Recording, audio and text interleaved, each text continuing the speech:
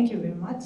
And first of all, I would like to thank Gordon for giving me an opportunity to talk here in the Glycome project meeting.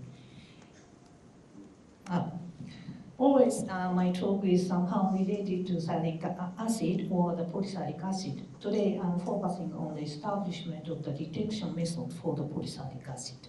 Second, I would like to thank contributors to this work in our laboratory members or the samples, Professor Ozaki and Katsuno, and of course the grants as well. Some of you, fat polysialic acid, some of you may know, but some of you may not know. So I want to, because even now, the polysialic acid is a very difficult glycan to detect by mass spec analysis. So I will introduce about the fat polysialic acid in the first part of my talk. The polysialic acid is a linear polymer of sialic acid with degree of polymerization A2400 sialic acid. Not only degree of polymerization, DP, but also the linkage alpha 24, 2829, 2829, alpha 25 or glycolipid, I should say the alpha 211 linkage, but also the components of CR, nu5AC, nu5GC, KDN, with substitution, their substitution, acetyl group, sulfonyl group, and so on, make polysial world more diverse.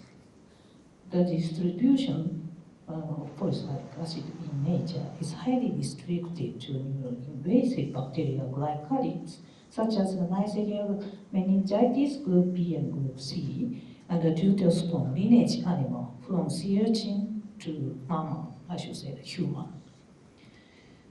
The responsible enzyme for the synthesis of polysialic acid among STHCR1 to 6 that can synthesize alpha 2,8 linkage is alpha 2 STHCR2 and 4. Because if you transfer the plasmid encoding the STHCR1 to 6 into the neural cells and check the cell surface disialic acid, triosialic acid, polysialic acid, and polysialic acid with specific antibodies, you can clearly see only STHCR2 and 4 can synthesize polysialic acid. Western blotting analysis also show the same results, but please remember that antibody cannot discriminate the polysial structure synthesized by STHCR2 and STHCR4. And an interesting point is the localization. The polysialic acid in vertebrate is highly localized, I should say, the only brain we can find. And the structure of polysialic acid is alpha 2,8 linkage. But in echinoderm animals, such as sea urchin or the sea cucumber, you can see many polysialic acid all over the body, and polysialic acid is highly diverse. I think this is very interesting point when we consider the evolution. And, but today this is the human project, so I want to focus on the vertebrate case. So polysialic acid is localized in the brain, I already told you. And this is the very special post-translational modification for NCAM. NCAM is a neural cell adhesion molecule, and it can bind to NCAM or other molecules homophilically or heterophilically. But if the polysialic acid modify the NCAM change the function to the anti-adhesive molecule. So polysialic acid regulate the NCAM function and the polysial specific functions as well. I will tell you later about the polysial specific function. The enzymatic property of STHCR2 and 4 were already demonstrated in 1996 by Kojima and Tudi, and they used a model compound, biantennary, triantennary, tetraantennary, and glycan containing glycoprotein model compound with NCAM, and they found that the NCAM was the best substrate for this enzyme, 1,500-fold and so on. So if the cells have STHCR2 and or 4 with NCAM polysacchylation is mainly occurred. And the protein-specific polysacchylation is explained by the sequence of the enzyme. These polysial transferases has a polybasic region and the polysialic transferase domain, and the polybasic lesion bind to the acidic patch of the end-cap domain. Protein-protein interaction occurs here, and here is the active site, and the sialic acid transferred to the sialic acid, and the elongated polysialic acid is captured in the polysialic transferase domain as shown here. The leader in our laboratory found a pathogenic motif by IMAF program. This program predicts the pathogenic amino acid, but almost all areas amino acid are located in the side motifs. Yes, this is the active site of the enzyme, but she found a very special area here. And it was the last beta seed sequence here, and we cannot see any orange area from the outside. I should say this beta seed is buried in the molecules, so support the active site. And she found this domain is very important for the activity of the enzyme, for the amount of polysialic acid and the degree of polymerization as well. I skip in detail. So the polysialic acid, polysialic transferase is very important for the highly regulated. Actually, relationship between the polysialic acid and diseases such as cancer or mental disorders have been reported. And actually, I reviewed some papers, so if you are interested in, please refer to this. And it is also shown to be involved in the many cellular function and brain function as listed here at the healthy state as well. Not only disease state, but also the healthy state. And these functions are related to the regulation of the enzyme function and the polysialic-specific functions as well. Polysialic acid has a large hydration effect to regulate the molecule-molecule or the cell-cell interaction negatively.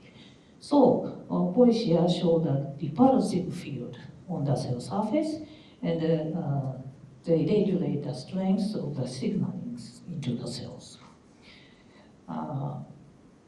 From 2008, we found a new polysia's feature, molecule binding property. So polysialic acid can show, of course, the repulsive field, but it shows the attractive field as well.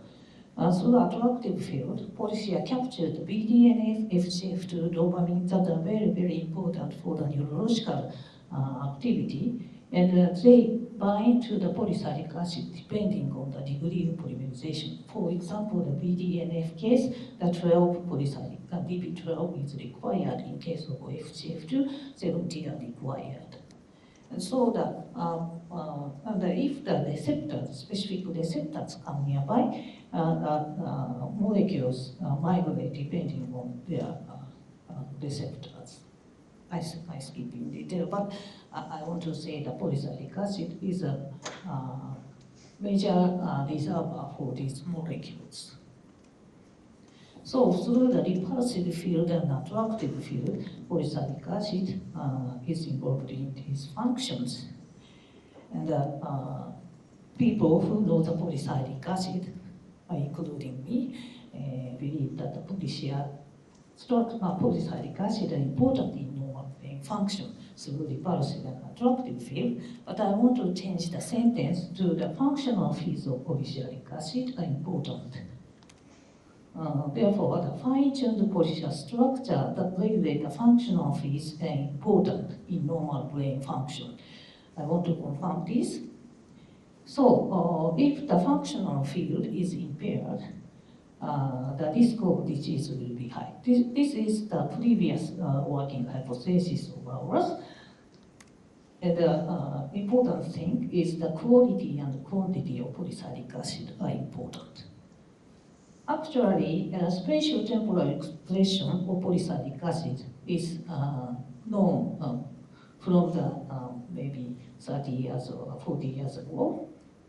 For example, organisms are modified with polysia in embryo, but in adult, almost polysia disappears. However, at restricted areas such as olfactory valve system of the hippocampus, where neurogenesis are ongoing, the polysialic expression is continuing.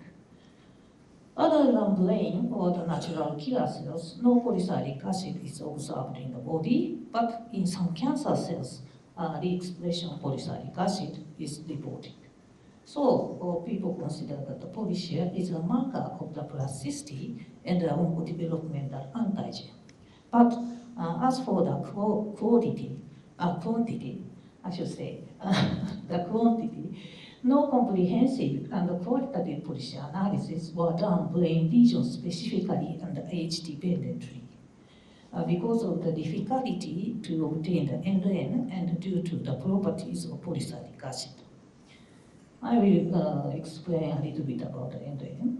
Yes, NN is a very good probe for polysialic acid. I should say that not only polysialic acid, but also oligosylic acid, because NN can cleave oligopolysialic acid from DP6 to DP2 to 3 or something like that. And after NN treatment, we can see the N-gum staining as shown here. This is the real world. So if we don't cleave the polysialic acid, the epitope does not appear. So in a native situation, it's a very important shielding effect of polysialic acid. It's very important function. And I want to say that actually Western blotting is also the good way for polysia detection, but not fit for the quantitative analysis because of the hydrophilic properties of polysialic acid. This showed the 3 same samples and detected densitometrically. You can see the very big error here, and even after the blotted glycoprotein, I should say the polysialic acid, is very fragile under the acidic conditions. You can see the degradation happens after the acidic condition. And if you consider the Western blotting, before preparation, you will denature the sample, and 100 temperature is dangerous, as you can see. So many polysialic acid was degraded. So the careful consideration of the sample preparation and property of the hydrophilic glycoprotein like polysia are required. So our objective is to establish a highly sensitive and quantitative method to measure the polysia amount correctly without NN. I skip in detail, but we prepared the recombinant anti-polysia antibodies and the positive and negative antibody for the only 1 point mutation. We prepared a paired antibody. Using these paired probes, we can clearly see the polysia amount as shown here. And using this paired antibody, you can see the good staining with tissues and animals as well. And if we could compare the NN-treated samples, the remaining NN-treated sample is underestimated as shown here. So I think NN treatment is not so good way to quantify the polysialic acid. And depending on the detection limit, the one-cell detection is also okay. So we established the sandwich LIDAR method using the 2 different types of the anti-polysia antibody with the paired antibody, and we can evaluate the polysialic acid correctly. And even there is no signal of the blotted membrane, we can see the good signal using sandwich LIDAR method. So we apply this method to the brain sample, and I'm sorry, I have no data about the human sample. Next time or something like that, if possible, I can show you. But anyway, in case of mouse brain, we perform the polysia expression analysis during aging. And here is the typical results of the polysia expression during aging. Yes, after birth, we can see the decrease was observed, but not so drastic as we expected, and depending on the brain lesion specific. And here show the 5 five major areas, and I want to discuss about many things, but as I want to focus on the 24 months, the end of the aging. The polysialic structure was decreased as shown here. And here shows the polysialic brain heat map during aging, and the right panel shows the comparison between the 6 months case. And finally, the polysialic expression was decreased as shown here. But in the year of one year, the middle age or the later, the upregulation was observed, indicating that the resilient feature of polysialic acid toward aging might be observed. But anyway, we checked the hippocampus case. We also analyzed the glycome structure by mixing microarray, and here shows the sialic acid case, not only polysialic acid, but also the alpha-2,6 sialic acid, and alpha-2,3 sialic acid was downregulated. And of course, we checked the gene expression as well by RNA-seq analysis, and the ST3-GAL1, ST6-GAL1, ST3-GAL1, ST6-GAL1, ST8-SHA4, but not ST8-SHA2 was downregulated. So this is a very consistent with this. And as for the protein level, I'm sorry, I forgot. No change was observed. In case of blood, we analyzed the protein level and the polysialic level as well, and the very different patterns we can observe. And we analyzed the mental disorder model mice, and upregulated expression was observed. And the human case, of course, upregulated, but if we analyze the other disease, no change was observed. So with this method, we can firstly found that the expression of polysialic brain lesions specifically and age-dependently, and that the expression of polysialic blood is related to aging and mental disorder. So I say the quantity and the quality of polysialic acid are important. So the quantity, yes, it's okay, but how is the quality of polysialic acid? Yes, quality is also important. Actually, I'm very interested in the quality change of the diseases, for example, the DPO or the linkage. And actually, we established several methods to detect the quantity and quality of the polysialic acid. For example, the fluorescent label-assisted method show the DP. And if we compare the polysialic acid synthesized by the disease enzyme, the DP was impaired as shown here. But I want to say, if we consider the quantification, the sandwich ELISA is the best method.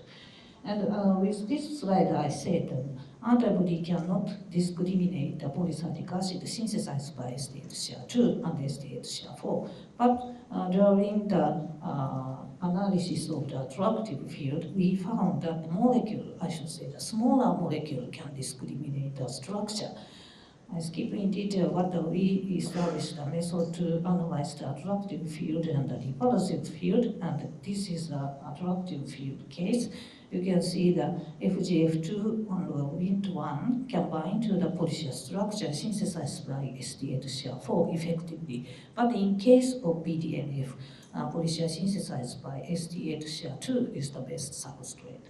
But and the repulsive field as well, and the polysialic synthesized by ST8-SHA2 only show the repulsive field.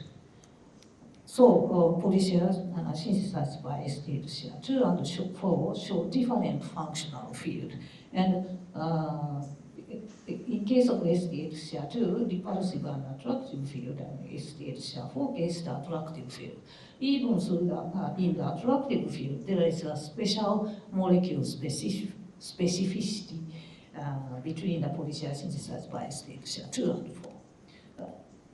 And this is a very interesting point because the molecular binding property is completely impaired in case of ST8-SHA4, ST8-SHA2. This is the pathogenic SNPs case. So I want to change this sentence, fine-tuned polysia that regulate the functional field are important in normal brain function, to the fine-tuned polysia structure that regulate the functional field and that are designed by the regulated expression where state share 2 and state share 4 are important in normal brain function. And finally, I want to add another interesting feature, the resilient feature of polysialic acid. Actually, if we expose the mice only 7 minutes acute stress, the polysia expression was reduced, as shown here. But after 3 hours, the polysia state was recovered. So the expression of polysia is highly regulated homeostatically. Therefore, we are now considering about the relationship between the disease and polysia structure like this. So we have the personalized polysialic acid structure depending on the genetic factors and environmental factors, depending on the life stage. And that personalized polysia structure is dynamically changed depending on the activity. But recovery happens. If the recovery is impaired, I should say, if the polysialic acid resilient feature is impaired, the risk of disease will be high. This is our recent hypothesis. Anyway, thank you for your attention.